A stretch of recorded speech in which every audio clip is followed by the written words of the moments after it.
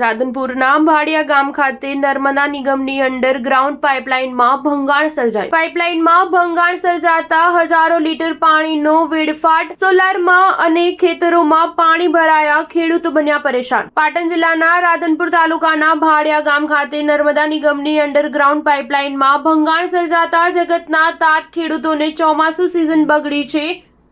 શિયાળો સિઝન લેવા ખેડૂતો નર્મદાના પાણીની રાહ જોઈ રહ્યા હતા. તેવા જ સમયે ખેડૂતો ઉપર પડતા ઉપર પાટું સમાન માર પડવા પામ્યો છે.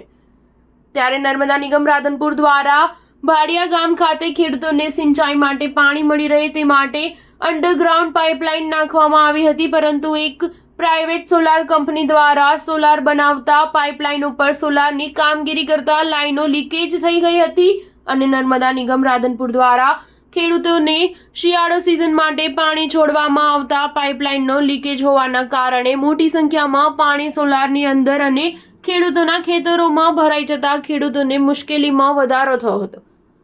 જો કે નર્મદા નિગમના અધિકારીઓને પૂછપરછ કરતા અમે કોઈ આવી સોલાર કંપનીને મંજૂરી આપી નથી તેવું જણાવ્યું હતું. તો બીજી તરફ સોલાર કંપની દ્વારા નાખવામાં આવેલી સોલાર પ્લાન્ટના ખાડા ગાળવાના કારણે પાઇપલાઇનમાં ભંગાણ થતા મોટા પાયે નર્મદા નિગમના પાણીનો વેડફાટ થઈ રહ્યો છે અને નર્મદા નિગમના અધિકારીઓ પોતાની ભૂલો બચાવ પણ કરી રહ્યા છે. Star news 7 Patan. ભાડિયા ગામ, તાલુકો રાધનપુર, જિલ્લો પાટણ. કેનાલની પાઇપનું પાણી અમારા ખેતરમાં ભરી ગયેલું છે અને છતાં જાણ 3 દિવસથી કરેલી છે.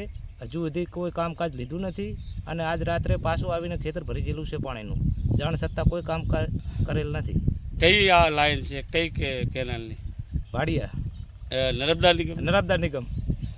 અને આ પાણી ના આવે તો ખેડૂતોને શું નુકસાન થાય? ખેડૂતોને વરસાળું ચોમાસામાં તો કાંઈ થયું જ નથી. હવે શિયાળું પાક કરવાનો તો છતાં પાણી ભરી ગયું ખેતરમાં. હવે જીરાનું વાવેતર તો થાય રહ્યું જ નથી. એટલે લાઈન તૂટી ગઈ? લાઈન ના તોડી ગઈ છે. તોડી નાખી. કોણે તોડી? સોલારવાળાને. તમારું નામ? રઘુભાઈ કયો? રઘુભાઈ સબદાનભાઈ ઠાકોર.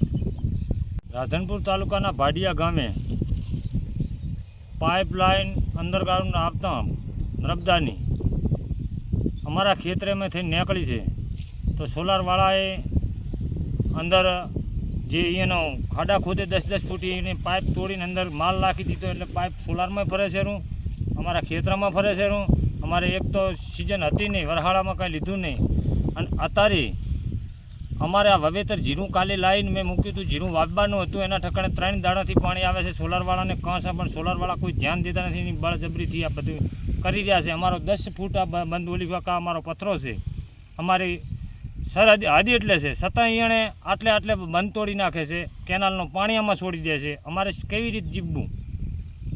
શું નામ તમારું? મારું નામ દેવાભાઈ.